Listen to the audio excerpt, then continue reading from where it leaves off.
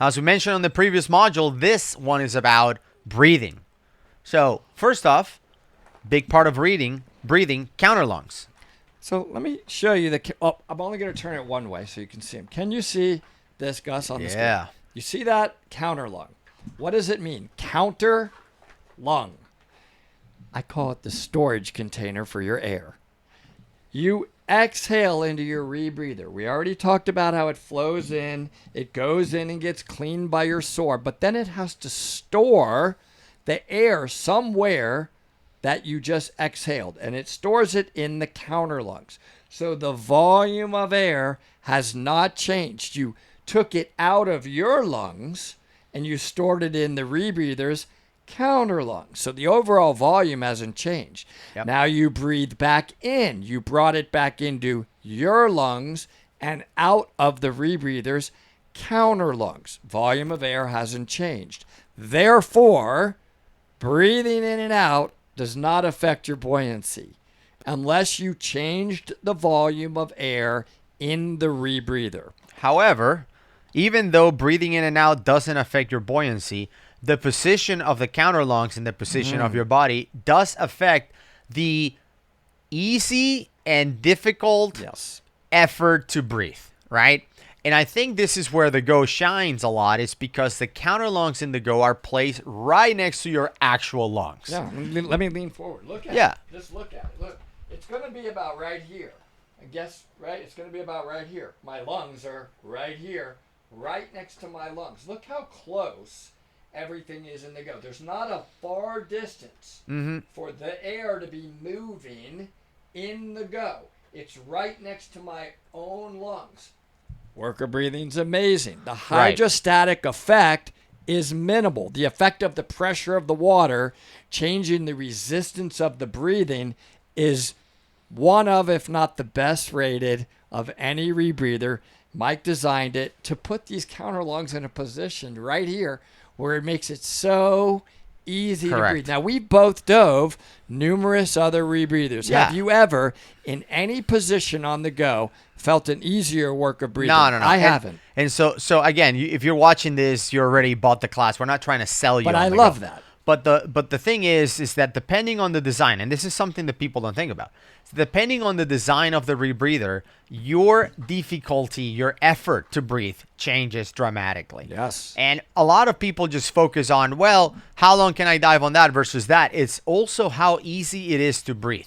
Some of the rebreathers out there that are, for example, chest mounted, have a chest counterlung. They're not around your counterlungs, they're just on your chest. And if you're in that perfect diver position, so if you look like this, right, then your counterlungs are lower than your actual lungs, which means air wants to go up like bubbles. When you breathe in, you breathe so good. But then you're breathing out, now you're pushing air down into your counterlungs. So it's hard to exhale. By the same token, if you have a rebreather that has the counterlungs in the back, they're higher than your actual lungs. So breathing out is easy. Then you're going to breathe in. Now you're basically pulling bubbles from up into your lungs. It's hard to breathe in, right? All of this stuff matters when it comes to designing a rebreather. Some rebreathers, we talked about this very early in the class, have shoulder mounted. They are like up here around like a necklace. Shoulder mounted counterlung.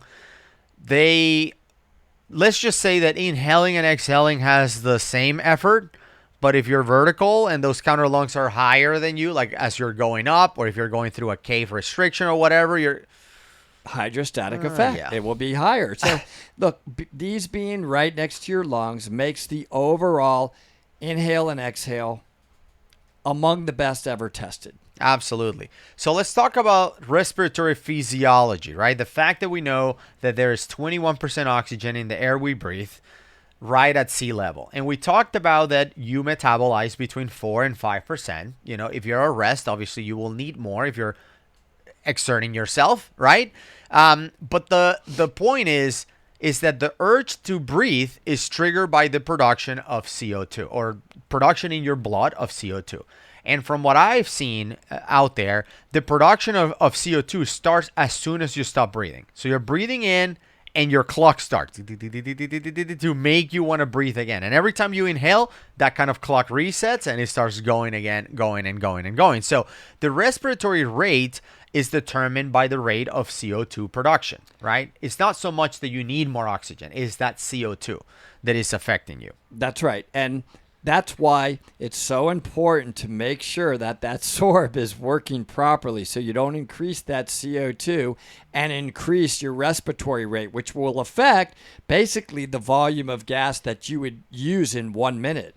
I mean, if you're breathing faster, right, you're going to use more gas in a particular minute. So there is this term, and we've talked about SAC rate before, surface air consumption rate. But there's this term called RMV, and you will see this term in multiple places. It stands for respiratory minute volume. And what RMV stands for is, or what it means is the total gas ventilated in 1 minute, right? How much you're breathing. RMV changes based on where you are, right? What is your respiratory rate, and what's the volume of gas ventilated on each breath? How much you're breathing in and out. That's what the RMB is. And we have to calculate that on open circuit. So you're going to do a skill where you're going to swim around at a particular depth and you're going to calculate how much gas did you use. Most people use 10 minutes because the math is easy at that particular depth. And then you can ultimately take that number and convert it into a surface air consumption rate. Because why is that important? If you have to bail out of your rebreather, your surface air consumption rate may be different than mine. I need to plan that I can get to the surface based on my surface air consumption rate, right? Because I got to know based on my breathing rate, right? Will I have enough gas to get me out of that emergency at any point in the dive to the surface? And that's why it's important. That's why RMV is important. That's why we have to calculate that RMV. And most people will take you down to, I'm just telling you, probably to around 20 feet. It's a good place to practice your neutral trim and buoyancy in open circuit. They're going to look at your starting pressure and your ending pressure in your tank and how much gas did you use in that 10 minutes, how much PSI did you use to calculate your RMV, which can then later be calculated into a SAC rate, surface air consumption rate. Yep, very absolutely. Important. So even though your open circuit, as Woody mentioned, the duration of that tank, how long is my tank going to last me if I have to bail out? Open circuit duration is determined by RMB. How long you're going to be diving because you're not breathing out on a rebreather is determined by the O2 you metabolize. How much O2 do you need for that dive? And obviously we already talked about the fact that clearing your mask and things like that will affect it. Dumping gas will affect, how long your O2 bottle lasts. But the Dive Talk Go is designed to provide oxygen at approximately your metabolic rate at rest. You're chilling, right? If you're working too hard on scuba diving, you're doing it wrong. That's why most of the dives that you do, you're relaxed. That's you're right. Loving the dive. Now, on open circuit that the deeper you go, the more volume of gas you use from your tank per breath. Mm-hmm. In fact, it depends on the number of atmospheres you're at. 99 is 4 atmospheres. It simply means on open circuit that for every breath you take at 99 feet, you're using 4 times more volume of gas per breath than you would be as compared to the surface. Now, I'm not going to lie, I get a little goosebumpy, a little excited on this particular slide. Yeah. This is the beauty of a rebreather. This is a comparison of the efficiency of gas use on a rebreather versus open circuit. That's right. No matter what your depth is, that does not affect your metabolic rate of oxygen use. So listen, the deeper you go on a rebreather, it's not going to change how much oxygen your body is metabolizing. In fact, your body doesn't even care about if the percent of oxygen it's breathing. It only cares about the partial pressure. So the deeper you go, you actually need less oxygen because you don't want to keep the same percent of oxygen or your PO2 would spike. So, thanks to the genius of Mike Young, he has designed our first stage. I'm going to try my best just to, hold it up. He has basically blocked this first stage. It's right here. The O2 first stage in a way that it is affected by pressure. So that the deeper you go, the less constant mass flow of oxygen is flowing in, because you're going to metabolize the same amount of oxygen, irrelevant of depth.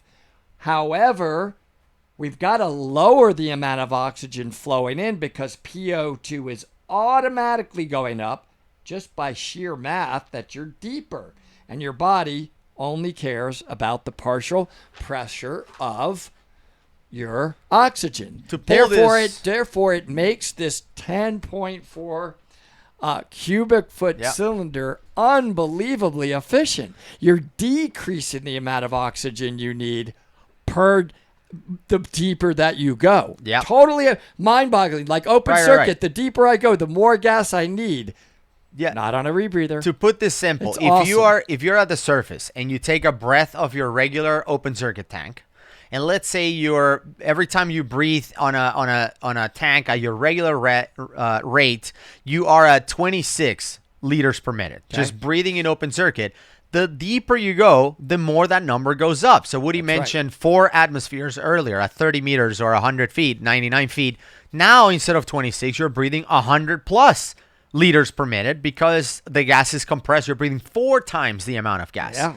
What Woody's talking about is that our first stage is designed in a way that as you go deeper, it keeps you at the same rate. So it's not feeding you 0.7 times 4. It's feeding you 0.7. It actually feeds you even less than 0.7 as you go deeper. It decreases the flow. The constant mass flow starts going down because of the pressure. And you have to have it do that because your partial pressure is automatically going up. So you need a less percent of oxygen in the mix the deeper you are to maintain the same partial pressure, which is what makes it's so incredibly efficient that we can use this little 10.4 liter tank of oxygen. Gosh, probably on a normal dive, that thing for me is probably going to last 3 or 4 hours, to be honest with you. We don't dive 3 or 4 hours on this, but it would last that long.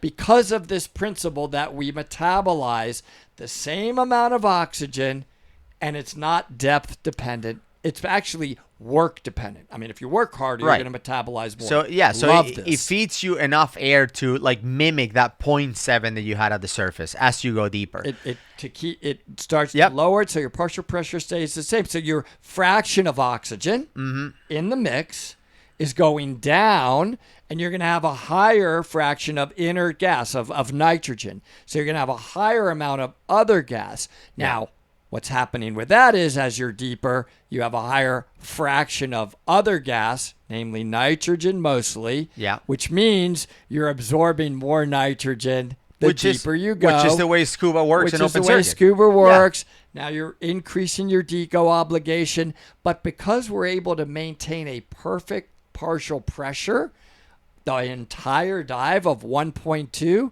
your deco obligation on the rebreather is way less than it would be if it's on open circuit, because on open circuit, you can't maintain the exact partial pressure the entire dive. You're not mixing the perfect nitrox mix the entire dive in your fingertips. That's great.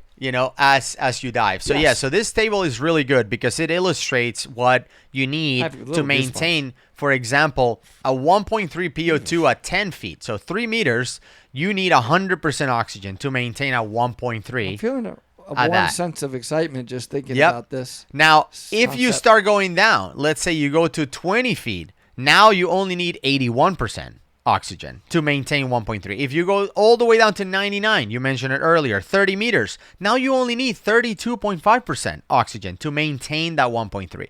So this is why this design is genius. It gives you less to maintain that PO2 no matter how deep you go. Beauty of a rebreather. Which is great. All right, let's wrap up this module by talking about rebreathers and decompression, which you kind of already mentioned the decompression obligation of rebreather, and that's because we're able to control that PO2 to the maximum, the best mix possible for our mission. Doug Ebersol has always done a great job of explaining this with the teeter-totter thing that just down. He teaches it this way, and I think it's really, really good. So let's listen to this. Let's talk about this. There's give and take on everything you do in your dive planning. So if you're going to have a higher set point in your dive, I don't want to dive this dive, Gus, out of 1.2. I want to dive this entire dive out of 1.4 because guess what? I'm going to have less deco because I have a higher PO2. Yeah. You'll be like, yeah, Woody, but what about all the other factors? And I'll be like, oh, I didn't think about those other factors. What are those? Well, number one, my CNS clock is burning faster, isn't it? I'm at a 1.4 versus a 1.3, so I have less amount of time that I can be at 1.4 than I can be at 1.3. So that's an issue I have to be mindful of right there. Also, to maintain a 1.4, I'm using more of my oxygen cylinder. Therefore, my oxygen cylinder may not last as much. I need more oxygen in the mix to maintain a 1.4 than I do at a 1.3. So what do you want? Do you want less deco, but burning your CNS clock quicker? You got to think about that. Do you now need to carry a bigger oxygen tank because you want a higher PO2? And I know Gus is bringing up some tracking oxygen tables here. And I think it's important to understand how to use these because they talk about that single exposure limit and the 24-hour maximum exposure limit. By the way, these were all done with some perfect, probably Naval SEAL guy that tested these and didn't have any effects at these various partial pressures at various different time increments. Absolutely. So yeah, it is important to know those limits because like you mentioned, it's a teeter-totter. The higher your PO2, the less time you can be underwater, but the less deco you will have. So it's like which one is the best? Like if you know that you're going to do a super long dive, let's say it's 4 hours plus, then the 1.2 is not going to work because we know that 2.5 hours or 3.5 hours are our limits depending on those PO2. So you may have to dive at 1.0. You may have to dive at 0.7, whatever it is. But always remember that on the surface, we're breathing 0.21, so 0.7 is still pretty good. You may just have more deco if the dive is deep. So again, being on a rebreather, having the ability to mix your PO2 to the most, the most, how do you call this? A perfect efficiency. Yeah, because the most efficient, I guess, mix. Because an open circuit, just to summarize it, you can only be at your maximum partial pressure of that dive when you reach your maximum depth. That's it. You can't keep it constant on the way up. You can't control the amount of oxygen. Correct. If you're diving a 32% mix on your back, only your depth is going to control the partial pressure. You're not able to change the mixture on your back. You can't change that 32. It's going to be 32 the whole dive. On a rebreather, we just showed you, I'm changing the percent of mix inside my rebreather depending on my depth. The deeper I go, the less percent of oxygen I need because no matter what depth I'm at, I metabolize the same amount of oxygen and my body only cares about the partial pressure of oxygen, not the percent of oxygen I breathe, making this the most efficient, lovable machine in the entire world, and I love her.